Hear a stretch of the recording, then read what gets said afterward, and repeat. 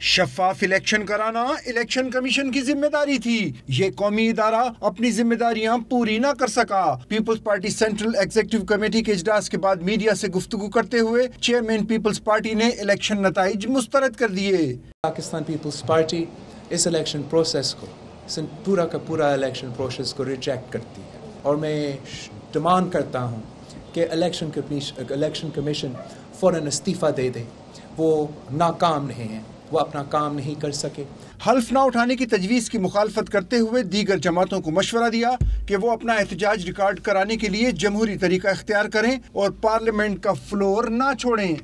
میں look forward کرتا ہوں کہ میں انشاءاللہ تعالی پارلیمان میں جا کر اس کیس کو آگے لے کر لڑوں گا بھی، اور میں تجویز دوں گا، ہمارا پارٹی ان سے انگیج کریں گے کہ اس وقت آپ پارلیمانی فورمز کو نہ چھوڑیں، آپ پارلیمانی پروسیس کو نہ چھوڑیں، آپ جمہوری فورمز کو نہ چھوڑیں۔ بلاول بھٹو نے اعلان کیا کہ سندھ کے اگلے وزیر اعلیٰ مراد علی شاہ ہوں گے۔